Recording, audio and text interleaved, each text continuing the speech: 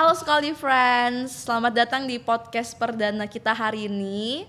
Karena pada tanggal 8 Maret itu International Women's Day. Jadi kita hari ini bakal ngebahas soal skoliosis dan juga wanita. Ya. Bersama aku Jennifer, tapi aku gak sendiri hari ini. Kita juga ditemenin sama Dokter Linda. Hai dokter. Hai. Juga ada Kak Widi. Hai. Dan juga ada Kak Adela. Hai. Nah, dokter aku mau nanya deh, kenapa sih skoliosis itu tuh paling sering dikaitkan dengan wanita? Itu kenapa sih dok? Ya, skoliosis tuh memang karena case terbesarnya, terbanyaknya, terutama untuk idiopatik skoliosis itu adalah pada wanita atau khususnya remaja perempuan. Jadi prevalensi atau angka kejadian terbesar skoliosis itu pada usia remaja dan itu terbanyak antara remaja pria dan remaja wanita itu remaja wanita lebih banyak gitu. Jadi sebenarnya kaitannya cukup erat karena angka kejadiannya, kasus yang ditemukannya itu demikian gitu. Berarti dok kalau misalnya di klinik juga itu sebenarnya lebih banyak itu pasien itu perempuan dibandingin laki-laki. Benar. Banyak remaja perempuan. Kalau hadir di klinik yang melakukan treatment, terapi atau rehab untuk skoliosis pun itu kebanyakan wanita. Dan lebih banyak lagi adalah memang anak remaja. Remaja ya. betul. Karena di usianya ya dok ya. Betul, karena itu memang usia seringkali awal skoliosisnya diketahui gitu. Atau mulai disadari oleh keluarganya misalkan atau oleh dirinya sendiri. Biasanya tuh di umur berapa sih kita tuh mulai ngerasa nih kayak wah ini anak ada skoliosis ini. Kira-kira di umur berapa biasanya orang tuanya udah mulai notice? Biasanya sih justru seringkali tuh bahkan ada di usia yang lebih awal. Kadang ya. Betul. Pada usia anak-anak, akhir usia anak gitu. Sebenarnya udah ada cuman justru seringnya bukan notice. Biasanya pada kondisi yang sudah cukup besar, cukup mudah terlihat gitu. Jadi dalam kondisi yang bahkan remaja sendiri tidak mengeluhkan kan. Jadi bukan karena seringkali nggak ada yang dirasakan sama sekali, nggak ada misalkan aduh nyeri misalkan itu nggak ada keluhan sama sekali. Jadi waktu datang biasanya karena menyadar ini kenapa ya kemarin waktu liburan misalkan atau enggak waktu liburan atau berenang loh kenapa ya ini punggungnya menonjol. Jadi kadang sering sekali bahkan pasiennya sendiri ya remaja perempuan sendiri gitu itu sendiri tidak menyadari dia memiliki skoliosis. Oh ya kadang kalau ngaca kelihatan sih dok bahunya ngangkat sebelah gitu.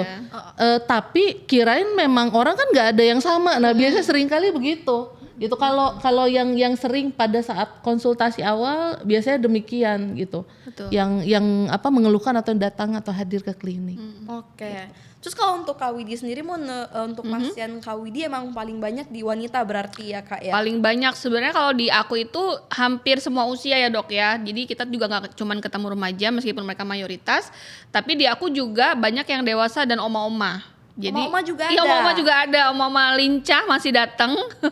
Jadi mereka yang masih semangat untuk datang rehab dan pakai brace juga terutama mereka juga masih sering datang meskipun keluhannya juga kan sebenarnya kalau skolio kan di usia dewasa dan lanjut kan mungkin ada nyeri juga ya. Jadi mungkin itu memang target mereka. Tapi seiring berjalannya waktu begitu target mereka tercapai, nyerinya berkurang dan bahkan hilang, mereka tetap datang karena mereka menyadari bahwa harus di-maintain gitu supaya nanti ke depannya nggak ada sakit-sakit lagi gitu.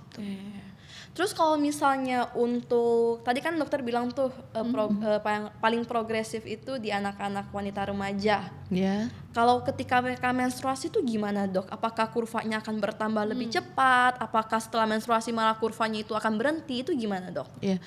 Usia remaja jadi biasanya kalau perempuan kan agak sedikit lebih cepat ya untuk puber gitu. Kadang bahkan kalau sekarang bisa lebih cepat lagi.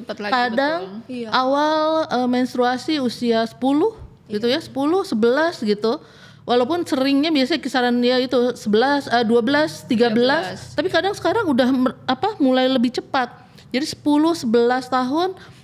Nah di kisaran usia itulah skoliosisnya biasanya mulai progresif, jadi penambahan cepat sehingga mungkin orang lain kadang screening di sekolah, guru yang lihat teman, kenapa tuh punggungnya, kok punggung kamu nonjol, biasa begitu, atau enggak mungkin kenapa jalannya kok kayak ngangkat sebelah sih pinggulnya, seringnya begitu ya. Nah itu jadi di usia itu memang seiring dengan awal pubertas itu di mana hormon estrogen juga mulai meningkat ya.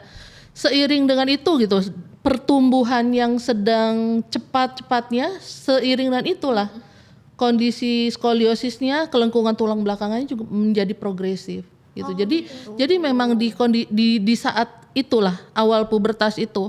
Jadi kebayang memang terutama 2-3 tahun pertama dari haid pertamanya itu yang sangat progresif. Jadi cepat sekali. Kadang hanya hitungan bulan penambahan menjadi 2 kali, 2,5 atau 3 kali lipat dari beberapa bulan sebelumnya. Itu sering sekali terjadi. Jadi aware atau waspada di usia-usia seperti itu, apalagi kalau punya histori skoliosis, nah, itu hal yang sangat penting dilakukan gitu. Jadi screening dini, cek lebih awal.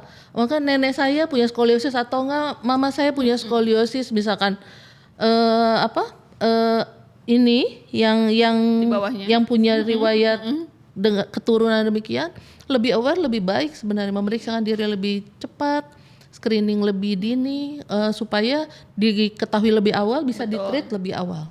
Jadi kalau ada tantenya, omanya punya skolio, alangkah lebih baik juga sharing ya dok ya. Maksudnya bukan juga sharing kondisinya, tapi sharing pengalaman dan informasi juga. Itu kan edukasi, jadi kayak ilmu baru. Oh apa sih skolio? Jadi sama-sama belajar, sama-sama aware gitu. Karena sebenarnya skolio kan di Indonesia ya tepatnya itu masih agak awam ya. Masih agak awam, betul. Gak semuanya orang juga aware sama skoliosis. Betul. Tadi dokter kan ada ngomong soal screening dini dok. Bisa nggak sih teman-teman di rumah itu kayak screening sendiri di rumah, kayak kira-kira ada skoliosis atau enggak gitu, bisa nggak sih dok? Bisa sekali. Bisa banget itu bahkan kalau untuk deteksi dini sih tidak perlu bisa dilakukan di rumah. Betul, lah mandiri dilakukan, ya dok ya. Dilakukan mandiri, misalkan ibu memeriksa anaknya gitu, atau kakak memeriksa adiknya gitu. Jadi itu bisa dilakukan sendiri gitu dengan gerakan-gerakan yang mudah, dengan Adam forward bending test gitu. Jadi memperhatikan posturnya, misalkan dari belakang ya, berdiri di belakang anaknya misalkan ya yang mau diperiksa, lihat dari posisi berdiri apa yang postur yang tidak simetrisnya, periksa bahunya, ada tonjolankah di punggung. Makan kalau mungkin cukup kurus atau ramping, itu tulang belakang yang melengkungnya akan langsung kelihatan. Mungkin kalau ya agak berisi nggak terlalu kelihatan kecuali dia membungkuk atau diraba. Tapi kalau enggak itu bisa kelihatan, apalagi kalau lengkungnya cukup besar ya. Itu lalu garis pinggang, itu juga sering tuh, terutama untuk skoliosis yang di daerah pinggang, lengkungannya itu biasanya lebih kelihatan beda antara lengkung pinggang kiri dan kanannya. Atau ini pinggul, nah pinggulnya naik sebelah, jadi kayak kelihatan besar atau tinggi sebelah, misalkan seperti itu. Jadi itu bisa dilakukan. Lalu satu lagi, dia sambil membungkuk. Nah bisa dilihat dari sisi belakangnya itu kelihatan. Jadi kalau ada tonjolan di punggung atau di pinggangnya itu kelihatan dari belakang tuh, dengan posisi membungkuk dilihat dari belakang tinggi sebelah. Jadi cukup mudah sebenarnya dilakukan sendiri di rumah kalau hal itu mudah dilihat. Jadi dilihat aja secara awam ya, orang tua atau keluarga melihat itu. Oh ini kok ada nih bahunya tinggi sebelah, lalu tonjolan di punggungnya ada misalkan, atau enggak pinggangnya beda, atau cara jalannya beda. Ada beberapa tanda ya ada diketemukan, atau semua tanda yang tadi ternyata ada. Harusnya segera memeriksakan diri. Artinya kalau kita saja secara awam mudah melihatnya gitu ya, berarti Udah itu pasti ada gitu. malah mungkin cukup besar. Kalau sampai kelihatan. Iya, kalau misalkan mamanya aja mudah ngelihatnya gitu, ini kok bahunya begini, punggungnya begini, mungkin udah cukup besar. Gitu, tanpa harus dilihat dengan seksama, diraba dengan seksama, mungkin sudah cukup besar sehingga harusnya segera memeriksakan diri supaya dapat ditangani dengan lebih cepat, hasilnya akan lebih baik. Itu sebenarnya yang perlu sekali. Deteksi dini sejak awal Ya, itu. Oke. Kemudian ketika mereka sudah menyadari nih kira-kira aduh bahunya miring sebelah, ternyata ada tonjolan, terus garis pinggang juga berbeda, itu kan udah kemungkinan besar udah pasti mereka skoliosis. Apakah mereka emang harus ronsen terlebih dahulu dok untuk mengetahui pastinya? Biasanya sih kalau di klinik kami waktu mendaftarkan diri untuk melakukan konsultasi, biasanya akan langsung diberikan pengantar untuk rongsen. Jadi supaya sekali jalan waktu pemeriksaan fisik yang lengkapnya nanti dilakukan, rongsen atau X-ray-nya sudah ada sehingga karena pengukuran ya, jadi perlu diketahui pengukuran itu bukan sekedar ini skoliosisnya cek fisik ya, hanya cek fisik di terawang, enggak.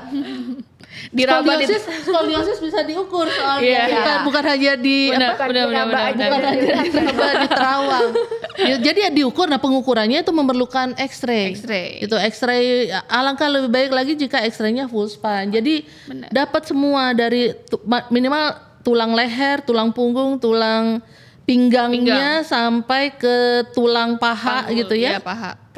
Dapat semua dalam satu gambar. Jadi terlihat semua posturnya, melengkungnya kemana, pinggulnya terangkat atau tidak, atau jangan-jangan ini mungkin ada kemungkinan dari faktor tungkai beda panjang ada, nah itu perlu sekali. Betul. Makanya kalau dari kita yang siapin ya dok rujukannya supaya nggak salah-salah. Kadang kan pasien suka, aduh skoli udah keburu panik nih, udah deh X-ray aja full spine, tapi ternyata labnya tuh nggak memadai untuk yang kita mau. Jadi kita kasih rujukan, kita kasih arahan untuk teman-teman X-ray di mana supaya datang nggak salah, jadi nggak usah retake X-ray. Gitu. Oke. Terus balik lagi tadi soal skoliosis dan wanita. Kan kita semua tahu ya, wanita itu kan pasti ingin menjadi seorang ibu pastinya. Itu sebenarnya aman gak sih Kak Dela? Gimana menurut Kak Dela? Aman gak sih seorang wanita skoliosis itu untuk hamil? Itu gimana? Semua wanita berhak hamil, tapi jika dengan kondisi skoliosis balik lagi harus dikonsultasikan dengan dokter ya. Jadi tiap orang kan kurvanya beda, kondisinya beda. Jadi aman atau tidaknya untuk hamil itu perlu dikonsultasikan, ditanyakan kepada dokter aman gak dengan kondisi yang seperti itu. Karena pada saat hamil itu kan postur tubuhnya berubah, beban tubuhnya berubah.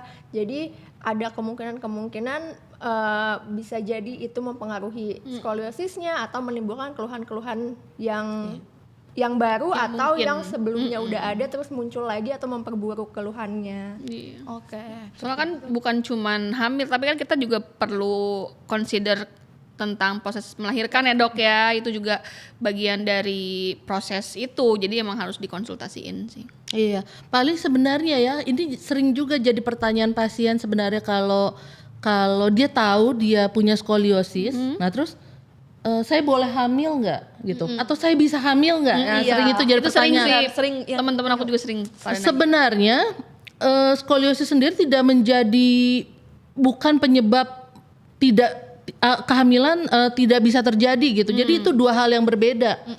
Dua hal yang berbeda, cuman yang perlu biasanya sarannya kenapa sih dengan kondisi skoliosis ada hal-hal yang perlu diperhatikan, atau misalkan kenapa saran untuk melakukan koreksi dulu ya, di treatment dilakukan untuk skoliosisnya jauh lebih baik gitu. Jadi berkurang derajatnya atau terkoreksi dengan maksimal sebelum kehamilan itu jauh lebih banyak karena kehamilan termasuk yang kalau saya biasanya katakan critical point, salah satu critical point gitu, terutama untuk wanita, karena kehamilan sendiri wanita hamil tanpa skoliosis pun yang dirasakan kalau yang sudah berhamil nggak usah pakai skoliosis, pegel, ngilu, benar. Jadi pasti pegel ya. Jika memiliki skoliosis, apalagi skoliosis yang cukup besar, Jadi kebayang lah, skoliosis pada dewasa sering menimbulkan keluhan pegel Iya, ngilu. iya. Ditambah Kehamilan sendiri muncul pegel ngilu, jadi bisa Combo ya? ekstra tuh ya, Combo. double, triple, jadi 2 kali, 3 kali lebih terasa, ngilunya lebih gampang pegel, lebih gampang ngilu, lebih terasa nyerinya. Jadi kalau dikoreksi, jadi berkurang derajatnya sampai masuk ke masa kehamilan pasti menolong, gitu kalau di treatment. Lalu yang sering juga jadi pertanyaan kalau ini apa saya susah hamil tuh karena skoliosis, sebenarnya itu 2 hal yang berbeda. Makanya tadi yang Kak Dela sampaikan, mungkin kalau ada kondisi demikian perlu juga diperiksa karena secara kebidanan atau obstetrik gitu kan, karena yang menyebabkan hamil orang yang tanpa skoliosis juga dengan penyulit-penyulit Ada untuk ya, hamil Dok, ya, ada betul. gitu. Jadi kalau ada hal itu terjadi dengan kondisi skoliosisnya, itu harus treat dulu kondisi obstetriknya, gitu. Mungkin ada yang harus ditangani secara kebidanan, Iya. lalu nanti untuk skoliosisnya bagaimana nih menjalani masa kehamilan dengan kondisi skoliosis, ada tips-tipsnya. Itu baik sekali sebenarnya. Oke, kalau untuk Kak Widya sama Kak Dela kan sehari-hari pegang pasien di klinik ya. Pasien rehab? Iya, pasien Ya. rehab di klinik.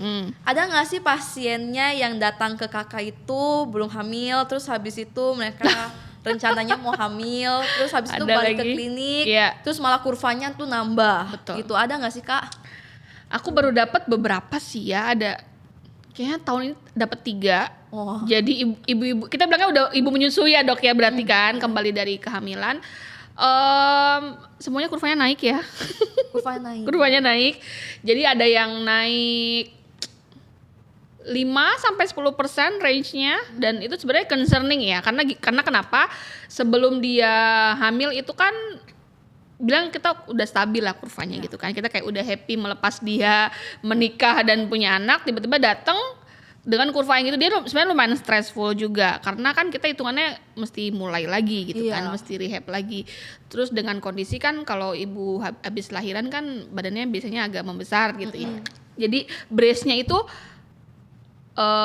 udah nggak muat lah ya. Jadi kayak itu another problem tuh yang kita bisa create. Jadi sambil mereka menurunkan berat badan, kita juga lakuin rehab, which is lumayan ngebantu, karena biasanya ibu-ibu menyusui kan juga dealing with begadang, menyusui dengan postur yang juga nggak bagus. Itu lumayan ngebantu sih untuk dia balik sesegera mungkin. Begitu babynya 6 bulan, dia udah bisa balik untuk rehab gitu. Kemudian kalau untuk ototnya sendiri ada bedanya nggak sih Kak? Sebenarnya dari pasiennya pun udah notice ya, kayaknya aku selama hamil juga kan nggak ngapa-ngapain gitu ya. Iya. Terus begitu mau pakai brace lagi, brace-nya udah nggak muat. Jadi kayak bener-bener udah gak ada yang nopang dia nih selain rehabnya. Jadi ototnya bukan cuman nyeri di beberapa poin, tapi juga berasa lemah. Jadi emang kita mesti reassessment lagi begitu mereka datang. Berarti memang disarankan ketika sudah melahirkan, terus babynya udah 6 bulan, memang mereka harus kembali untuk rehab lagi ya? Betul, sesegera mungkin. Jadi emang ditunda semakin lama juga bukan semakin baik ya. Artinya memang harus dikerjain apa yang kita rutin kerjakan sebelum itu. Gitu. Oke, baik. Terus karena sering ketemu sama teman-teman yang skoliosis juga di klinik, dari sisi psikologisnya, terutama yang perempuan nih, kan kita tahu ya, kita tuh kayak harus kurus, maunya kan terlihat cantik terus. Namun yang tadi dokter bilang kan pasti ada perbedaan dari lekukan pinggang, bahu. Itu gimana sih cara menangani teman-teman yang memang stressful banget nih dengan bentuk-bentuk fisiknya mereka? Kalau aku sih lebih ke gini, meyakinkan kalau kita tuh semuanya butuh proses, dan kita di track yang bener kok. Yang penting kamu mau komit gitu kan. Artinya memang semuanya kan nggak instan, nggak ada yang instan. Rehab aja tuh perlu berbulan-bulan ya Dok ya. Pakai brace juga kan perlu beberapa jam, beberapa hari, beberapa bulan, kayak repetisinya tuh mesti terus di keep dan komit. Jadi aku selalu bilang ke pasien, kalau ke teman-teman Skoli Friends, kalau misalnya kita butuh proses dan we are on the right track. Jadi memang harus sabar dan komit. Jadi apapun itu pasti ada hasilnya. Tapi ada nggak sih Kak yang datang ke klinik kayak, Kak kenapa sih kayak gini pinggangnya, mengeluhkan bentuk fisiknya mereka ke kamu itu ada Banyak nggak sih juga Kak? ya. Banyak banget terutama yang kayak gitu ya. perempuan ya. Iya. Iya, insecure Ya gitu itu ada aja. dari yang dokter Linda tadi jelasin kan, kayak kalau beberapa yang kurvanya udah besar banget kelihatan nih shouldernya Iya. yang sebelah, terus punggungnya ada yang menonjol. Kadang kan biasa cewek-cewek mau pakai bajunya backless, Backless, atau gitu-gitu. baju-baju yang press body. Iya. Jadi kan kelihatan banget tuh. Beberapa mereka kadang ada yang nggak pede pakai baju-baju kayak gitu. Karena takutnya kelihatan gitu ya. Ya, cuma kadang kita kan tetap harus support juga supaya kita treatment tujuannya buat selain keluhan balik lagi estetik juga ya. Betul. Supaya mereka Jadi juga pede. iya.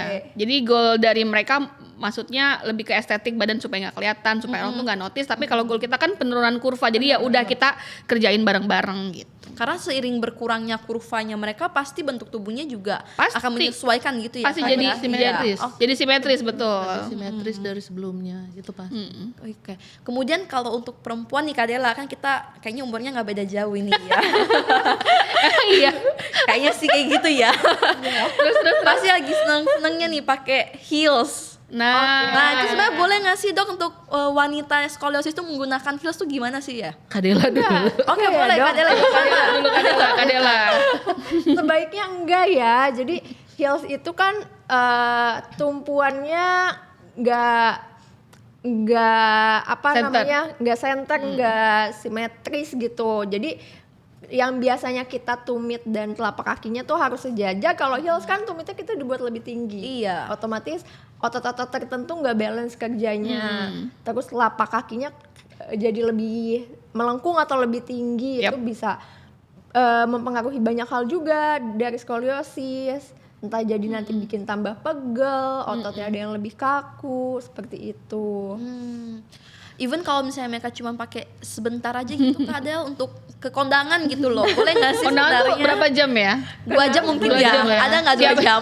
2 jam 3 jam. Iya, 2 jam 3 jam. Nah, 3 jamnya itu siapin sendal paling di mobil dia Iya, buat ganti Karena ya. udah pasti pegel ya Kak Pasti, ya. Karena pasti. kita yang nggak ada skoliosis aja kan pegel ya. Gimana Bener. mereka yang ada skoliosisnya. Bener. Kondisi skolio aja kan udah ada unbalance kan, Iya. terus ditambah lagi beban yang cuman ada di belakang gitu, jadi kayak agak repot ya.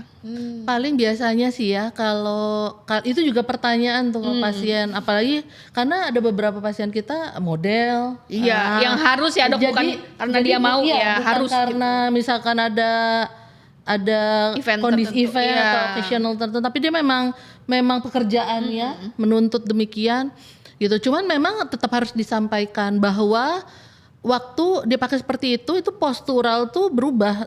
Titik tumpu tubuh pun berubah gitu. Jadi dengan kondisi di asimetris dia ya, lengkungan dia, ketidakseimbangan dia itu pasti ngaruh. Karena apalagi kalau biasanya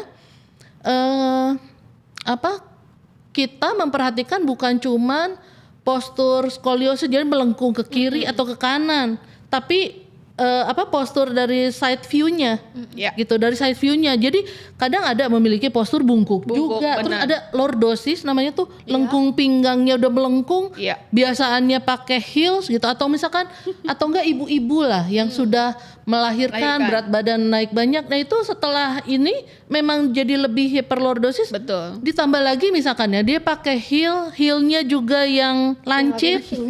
Itu lebih PR. Saya Stiletto. biasanya tapi kan itu biasa. Terus gimana dong kalau ada kondangan? Saya biasanya kasih saran alternatif gitu. Memang kadang kan gitu supaya tampil cantik ya, Iya. jenjang lebih tinggi gitu, nggak bulat. Akhirnya misalkan disiasati ya. Sesekali boleh, tapi misalkan jangan pakai yang lancip. Pakai yang wedges, yang tahu. Yang tahu gitu ya, Dok, yang ya. kotak gitu ya. Jadi atur ketinggian. Terus kan nggak perlu nggak perlu misalkan 20 cm. ya. Misal nggak perlu 7 cm. Jenny dok 20 cm dia. Pula gue Dok. Biar tinggi. belum 20 cm menikah. dia. Nanti kalau menikah merasakan Rasakan pokoknya. rasa di pinggang. Iya. Nah itu misalkan jadi tetap bidang alasnya besar tapi dia ada membentuk sudut, dia tetap aja cukup jenjangnya ada, lumayan nambah tinggi, tapi rata iya, gitu ya, dan Dok, ya. itu lebih stabil kan. Iya. Artinya kalau misalkan dipakai terpaksa 3 jam, 2 jam, 3 jam tadi itu masih jauh lebih memungkinkan untuk dipakai dibanding dengan Lancip. tinggi yang sama yang lancip. Stiletto. Gitu udah kemungkinan cedera, jatuh nanti nambah lagi. Bukan skoliosis. Iya. Terus Resikonya dengan, lebih gini. keseleo. Lagi cedera terus enggak rehab skolio juga. Aduh, repot. Yang pusing praktisinya ya. Kita ya Kak. Jadi tambah PR. Jadi sebenarnya untuk dipakai untuk jadi keseharian dengan sudut yang tinggi apalagi bidang yang lancip PR lah memang. Iya. Sesekali boleh tapi pilih misalkan milih ya lebih wages atau haknya yang tahu. Ya dengan jam yang bukan jadi penggunaan sehari-hari lah. Sehari-hari, Sekali misalkan untuk undangan, kondisi yang tertentu butuh tampil cantik dengan dress, kebaya misalkan kan nggak mungkin pakai sneakers kan. Iya. Aduh, Tomboynya ya Dok kan tuh. Gak nyambung. Sneakers lagi Tapi gaya model ya, Dok, ya, dengan malah kebaya. Jadi bawahnya sebenarnya ada banyak hal sekarang berubah. Bener. Berarti boleh ya Dok ya kebaya pakai fans Iya. ya. Boleh sebenarnya gitu. Lebih sehat. Betul. Jadi kalau kayak untuk mode gitu kayak misalkan pakaian, kalau saya pengen pakai yang gini-gini sekarang justru modenya Kebebasan oversize. ya. Bener, Iya, bener. Jadi bener. bukakan pikirannya oversize itu tren loh, keren juga Iya. gitu. Jadi dia nggak pusing dengan nggak hanya memikirkan bentuk asimetris postur dia gitu. Tapi sambil berjalan kan itu akan berjalan tapi butuh waktu ya. Iya. Tapi misalkan dengan kondisi dia masih kelihatan pinggangnya beda, baunya beda ya pakai oversize. Dipadu-padankan dengan outfitnya yang keren, Iya. itu tetap stylish gitu. Jadi malah bagus ya kalau model kalau baru. anak sekarang tuh sebenarnya tinggal dibukakan terus modelnya juga nggak yang ngetat ngepas Iya ya, sih. justru oversize. Waktu dibuka gitu mindset dia terbuka. Iya ya, Bisa. kenapa saya berpikirannya hanya pakaiannya seperti Pakaiannya ini, iya gitu. yang ngetren aja. Itu kadang jadi kan kepercayaan diri dia bangkit, menjalani hidupnya, melakukan treatmentnya juga lebih happy, lebih bahagia. iya, Dok, Itu ya. sebenarnya kuncinya. Kalau pakai baju oversize kan juga dalamnya jadi bisa pakai brace ya Dok. Jadi udah nggak ada Oh, alasan. harus ada brace-nya ya. Tetap kita remind, encourage teman-teman. Jadi emang nggak ada alasan untuk nggak pakai. Tidak menggunakan brace. Kalau di luar pun nggak apa-apa kan, dressnya juga stylish kok. Makanya malah bagus-bagus. Ada nggak sih Kak Ada banget teman. yang pakai di temen luar lagi. gitu maksudnya? Ada sekolah Oh, ada. yang dia malah senang pakai di luar karena motifnya itu yang dia pilih tuh motif yang dia suka. Makanya kan kita brace kan banyak motifnya tuh. Oh, gitu. Please pilih yang kalian suka supaya kalian juga lebih semangat pakainya. Jadi lebih enjoy. Dipakai ke mall. Iya, gitu ya. paling ditanya ini apa, paling diketok-ketok gitu kan. Tapi maksudnya tetap dipakai brace-nya. Yang penting mah dipakai ya Kak Dipakai, ya. nomor satu harus dipakai. Nomor satu yang penting dipakai. Iya, mau gimana pun caranya. Harus dipakai. Harus dipakai. Terus selain heels juga tas Dok.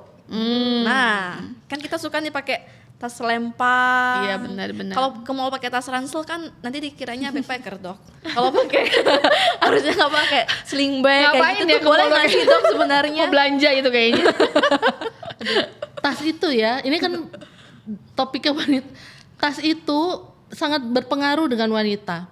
Jadi memang pemilihan tas itu penting. Wanita itu ya, semakin besar tasnya dia akan mengisi semakin banyak. Banyak, barang. betul. Makanya memang tas yang selempang kecil Tetap aja benar-benar. Jadi sebenarnya harusnya karena itu kan kalau keluar rumah beraktivitas atau bepergian mungkin nggak waktu yang pendek, itu dibawa Iya. sepanjang hari gitu, berulang-ulang.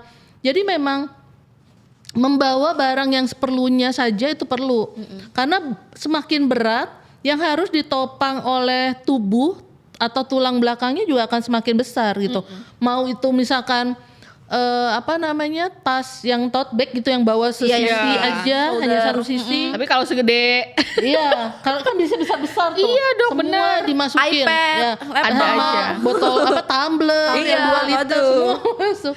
Jadi bebannya berat sesisi. Benar. Jadi kadang pertanyaan pasien tuh yang sering, "Dok, lebih baik kalau saya bawa tas yang seperti apa?" Gitu. Terus Memang kalau yang simetris lebih baik ya bawa backpack. Tapi sering sekali orang bawa backpack tuh ada 2 talinya yang dipakai sebelah. Tetap sebelah. Lebih keren dok, lebih keren. Jadi tetap tidak menjawab pertanyaannya, Iya, tidak sama memberi aja. solusi untuk Benar. kondisinya. Jadi kalau backpack ya baik, beban misalkan backpack cukup besar tapi dibawa disanggah di 2 bahunya. Tapi kalau dia keren bawa sebelah ya sama aja dengan bawa tote bag. Atau bisa nggak sih dok kayak sebelah kanan setengah jam, sebelah kiri setengah jam gitu? Ganti.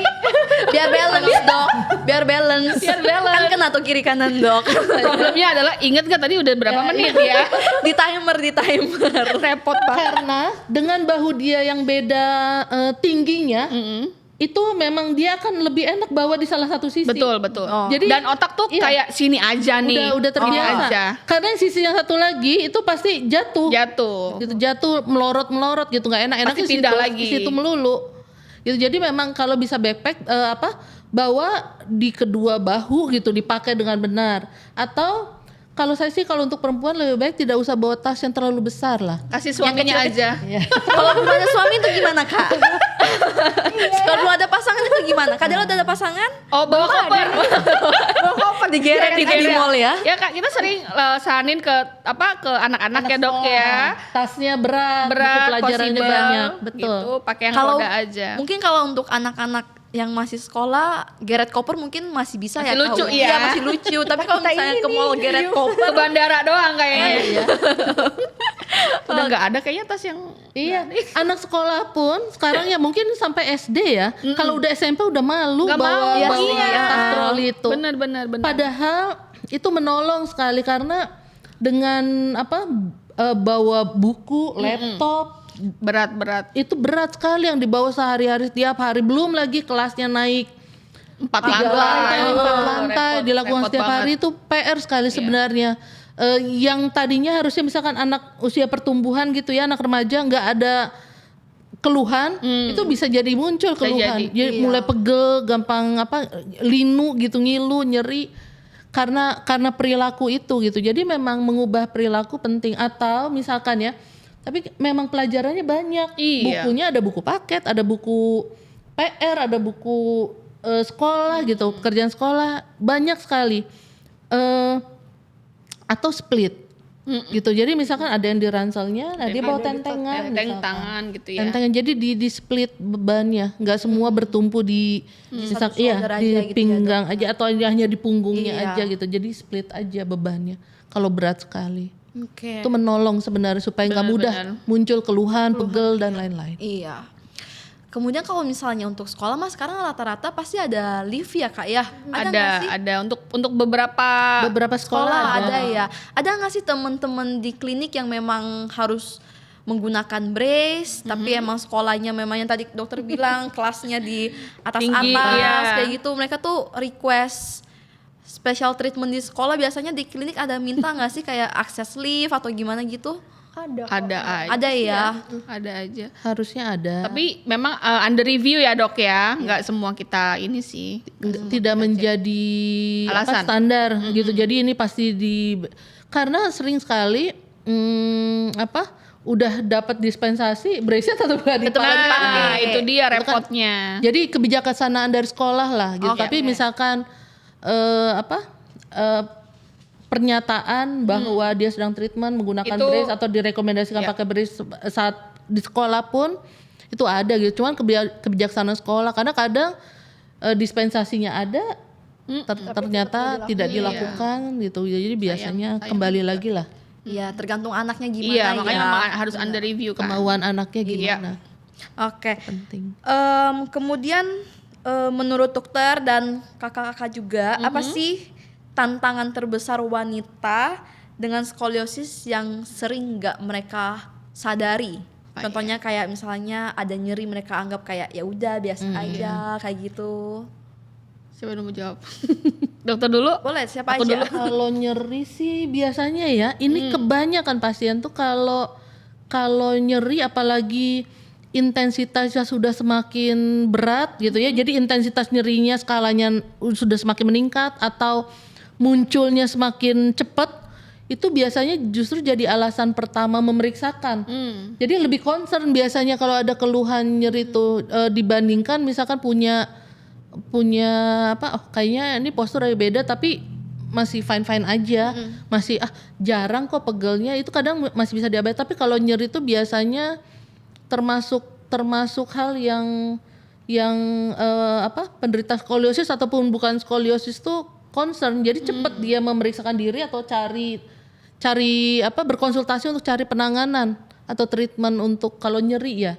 Gitu. Kalau sepanjang yang saya tahu sih. Iya. Kalau dari sisi aku kemarin tuh baru banget ada pasien nge-share. Jadi kebetulan dia itu hampir setiap hari naik kereta. Jadi sebagai scoliosis, tantangan buat dia adalah dia punya skolio dengan kurva yang lumayan besar, menggunakan brace naik turun kereta. Tetapi nyeri yang dia rasakan orang nggak bisa lihat. Beda ya Dok, kayak misalnya kita naik turun kereta tapi lagi hamil, kita punya special pin. Oh iya, Ya kan, biar ibu bisa hamil. duduk di prioritas Betul, itu ya. aku jadi kayak kepikiran, ya ampun kalau kurva segini dengan usia yang udah nggak muda, mungkin banget sih kayak tiba-tiba ada kecetit kah, nyeri apa, lagi pakai brace dan naik turun kereta dengan tangga, kan nggak ada lift soalnya kan, jarang lah kalau stasiun itu kan.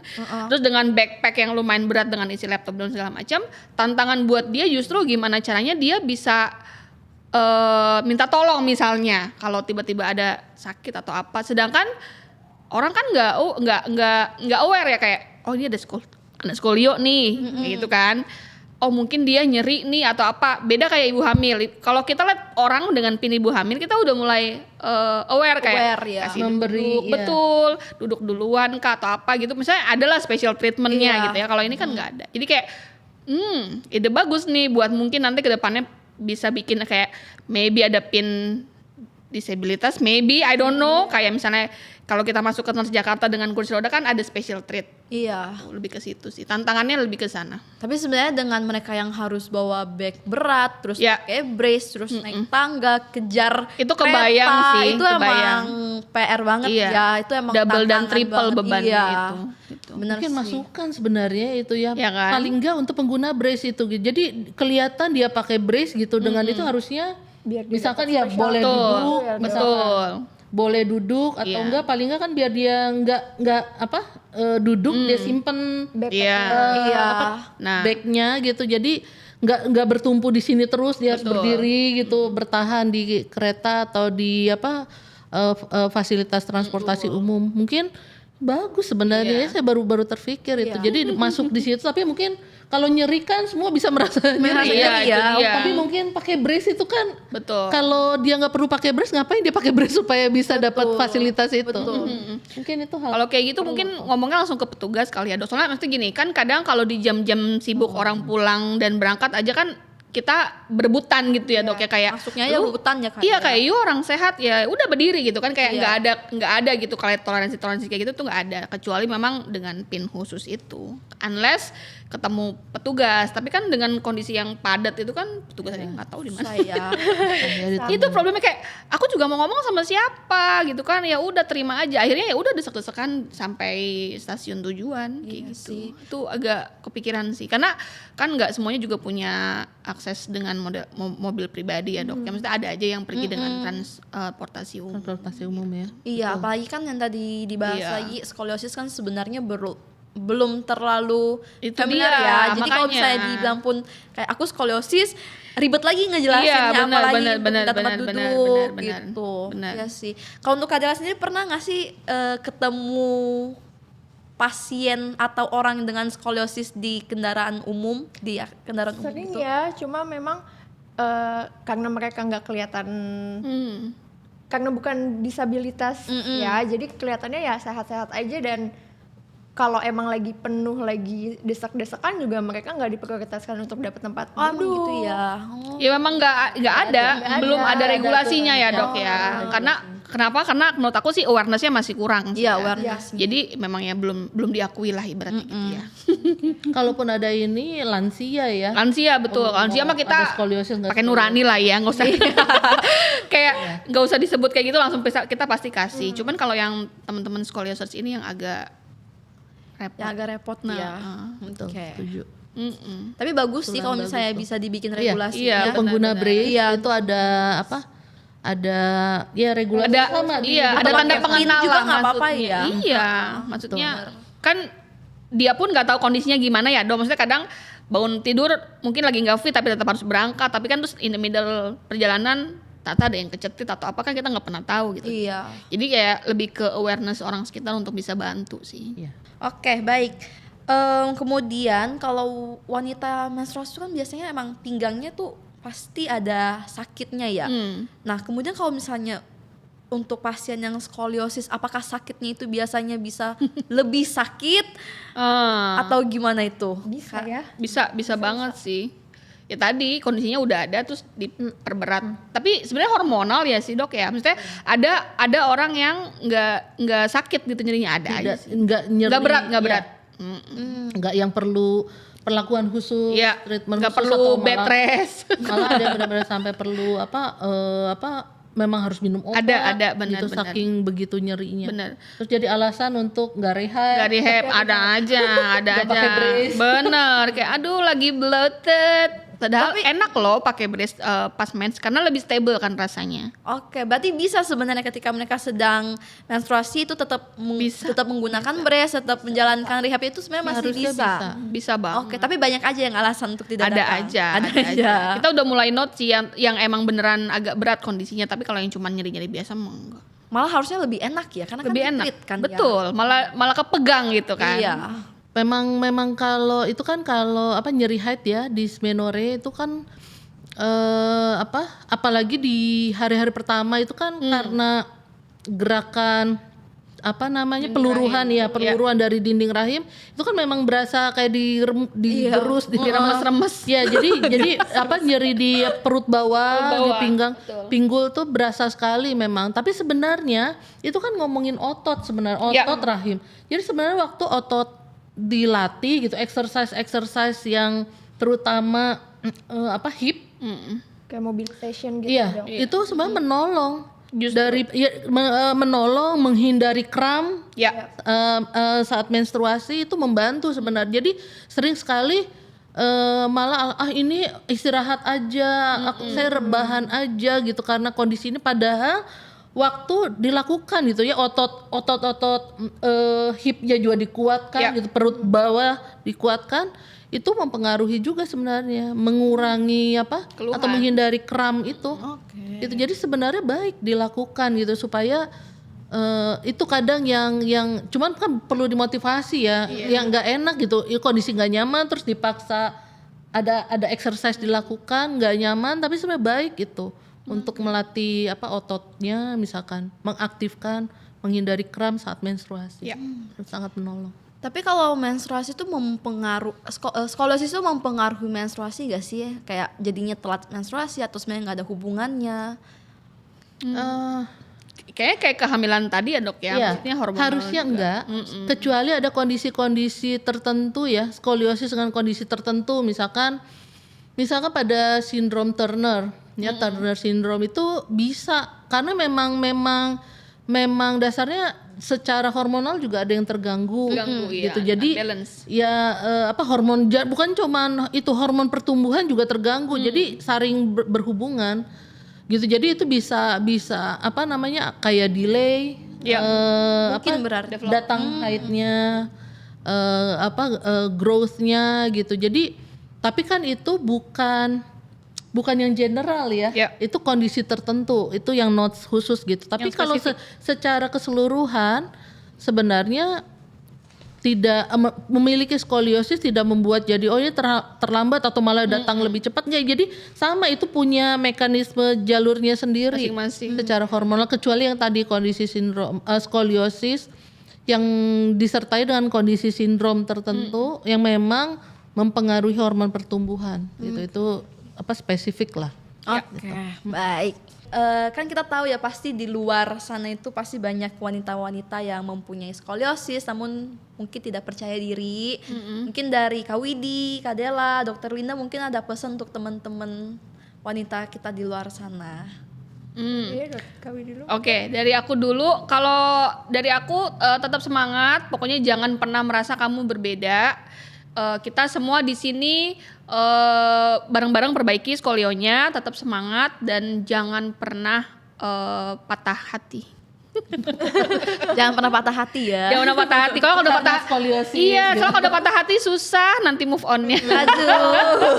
Kita semua di sini siap Iya. bantu ya Siap Kak. siap banget. Jadi kita berjalan berbarengan buat perbaikin posturnya, koreksi skoliosisnya, dan kita rawat skoliosisnya, kita maintenance terus, kalau bisa kita perbaiki lebih baik lagi.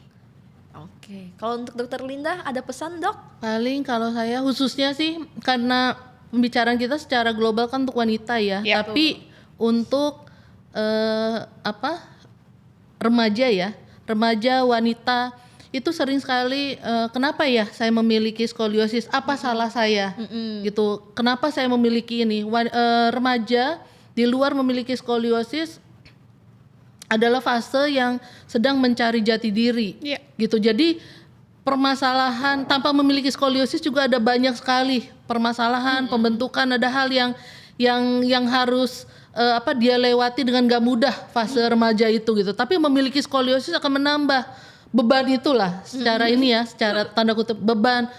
Biasanya pertanyaan kenapa ya saya memiliki ini, itu jadi sering sekali kadang datang waktu disampaikan, apalagi dengan kondisi derajat yang sudah besar, misalnya datang dengan derajat 50-60, mamanya nangis, Papanya anaknya shock. nangis gitu ya, nangis karena kondisi, jadi terasa berat. Jadi skoliosis itu bisa ditangani.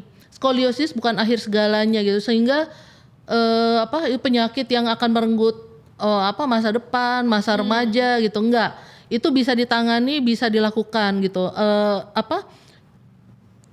Kami hadir di sini ada gitu. Jadi setiap treatment, penanganan, pendampingan dari praktisi yang melakukan untuk ke situ gitu. Karena ini bukan perjalanan yang pendek pertama, tapi ini bisa dihadapi, bisa dikoreksi, bisa diperbaiki. Jadi ini bukan penyakit, ini kelainan bentuk tulang belakang. Jadi bukan ini bisa disembuhkan nggak? Lebih tepatnya ini bisa dikoreksi. Gitu, dikoreksi, diperbaiki, dikurangi derajat kurvanya yang membutuhkan ketekunan, kerajinan, konsistensi melakukan treatment gitu. Karena kejenuhan pasti datang berulang kali karena ini long treatment, bukan seperti orang flu minum antibiotik misalkan 5 hari atau 1 minggu gitu, 7 hari selesai gitu. Tapi mungkin ada bisa mungkin setahun, 1,5 tahun, 2 tahun atau mungkin yang lebih untuk kurva besar. Tapi waktu dilakukan terus menerus, dilakukan dengan ketekunan, dikumpulkan terus ke semangatnya, itu bisa dihadapi gitu. Jadi kalau pesan saya terutama untuk yang remaja ya, ke dirimu sendiri, ini bukan akhir segalanya, bisa dihadapi. Ayo semangat. Waktu kita ngerti tujuannya apa, koreksi gitu. Kita tahu bagaimana memotivasi diri kita sendiri, itu jauh lebih mudah dijalani. Terus untuk misalkan orang tua kadang mamanya tuh misalkan terpukul sekali anaknya, ini juga bukan akhir segalanya. Kita sebagai orang tua bisa jadi support system yang terbaik. Jadi diiringi, dijalanin karena bukan waktu yang pendek, tapi sepanjang dilakukan bersama-sama gitu, bekerja sama dengan para praktisi yang mendampingi untuk treatmentnya, itu jauh lebih baik hasilnya. Waktu semua support system berjalan dengan baik gitu. Jadi yang terus untuk wanita, mungkin wanita dewasa ya, mungkin tidak merasa posturnya asimetris, tapi sering sekali merasakan nyeri, punya keluhan, tapi menganggap kan biasa ya, namanya banyak duduk, itu juga hilang. nanti hilang. Banyak duduk, pinggang pegel, punggung kaku gitu, ngilu-ngilu nyeri. Kalau itu sering terjadi gitu, dan sudah mencoba cara ya, mulai dari obat gosok apa, digosok, Minyak. dipijet, Koyo. iya, Koyo. semua yang ditempel-tempel, tapi tidak melihat apa ada banyak perubahan, Ya. mungkin itu skoliosis. Sebaiknya memeriksakan diri Dicek gitu. lebih Jadi awal ya, ngecek Dok. ya, ngecek aja nggak apa-apa. Walaupun ngerasa saya nggak ada kok yang dokter bilang apa kayak bahunya beda sebelah atau apa-apa, tapi nyerinya hilang timbul, sering muncul gitu. Dan penanganan yang yang diketahui dilakukan tapi tidak memberikan hasil yang signifikan, jadi berulang terus. Coba memeriksakan posturnya, betul. gitu. Mungkin ada skoliosis yang mungkin kalau belum melihat postur terlalu asimetrik, belum terlalu besar, ditangani jauh lebih mudah, gitu ya. Ketemu treatment yang tepat, ditangani dengan tepat, hasilnya baik. Gitu, akan menyelesaikan juga problem ke depannya. keluhannya, Iya. nyeri atau pegel linu yang dirasakannya. Oke. Berarti memang keberhasilan treatment pasien itu nggak tergantung diri sendiri juga, tapi juga support system dari orang-orang sekitar ya dok ya, itu Betul, penting paling juga ya. penting menurut Karena kan treatmentnya yang panjang, pasti ada rasa jenuh, rasa bosan, capek. Memang perlu ada support dari orang-orang sekitar ya dok. Ya. Oke, sebelum kita akhiri podcast perdana kita hari ini, kita main game dulu ya, karena kita kan sedang memperingati International Women's Day. Jadi ini ada beberapa foto yang akan aku tunjukin ke teman-teman, terus nanti ditebak kira-kira nih siapa. Nanti aku akan kasih fun fact tentang figures yang ada di sini. Oke. Ada foto saya, Ada foto saya Nggak ini. ada kan? Ada foto saya ya, foto siap-siap Ibu Kartini ya. gitu ya. Ini ada foto aku Paparazi. Ini foto aku ini, tapi harus dikenalin baik-baik ya ini. Ke kamera. Oh, Aduh, menyala ya, nggak tahu. Saya tuh yang menyala. Menyala sekali. Pakai heels loh dia dok. Oh, Siapa? ini memiliki skoliosis. Ya. Model Ada Iya, ini model, tapi nggak Victoria's tahu. Secret. Ada yang kenal nggak nih siapa? Enggak, belum kenalan. Apa ya? Namanya Jennifer. Namanya Martha Han. Oke. Jadi dia itu adalah model dari mantan model Victoria's Secret Angel. Terus sudah memiliki skoliosis itu sejak remaja dan juga sudah operasi Oh. ketika di umur 17 tahun. I see. Masih Nah. model dia berarti? Sekarang sih mungkin masih ya, tapi nggak di Victoria's Secret. Aku kurang tahu sih untuk lanjutnya gimana. Oke. Maksudnya jadi model, skoliosis aja masih bisa jadi model teman-teman. Jadi Wah. jangan tidak Motivasi percaya diri nih ya. betul. Iya. Jangan berhenti. Oke, yang kedua ini harusnya kenal sih, apalagi Kak Dela. Kalau nggak kenal ini waduh. Parah sih. Kalau kamu nggak tahu ini keterlaluan ini. Dela beban banget. Kayaknya sih kenal, main apa ya? Ini Kenal sih Kak ya, kamu mungkin tahu ya. Mukanya doang, tahu namanya nggak nggak tahu. Divergent. Iya, Divergent. betul. Oh. Cantik. Dokter pernah nonton dok? Hah, belum. Mukanya sih nggak asing. Siapa namanya? Namanya siapa? Siapa? Shailene Woodley. Iya betul. Oke. Dia Punya adalah skolio juga.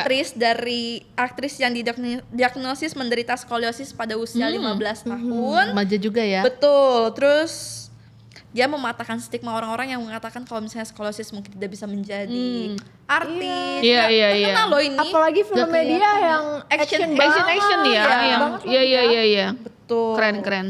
Terus yang terakhir, Udah kelihatan posturnya. Kita lagi nyari nih mungkin karena dia olahraga kali dok. Dia kayaknya rehab dok di Skoliosis Care.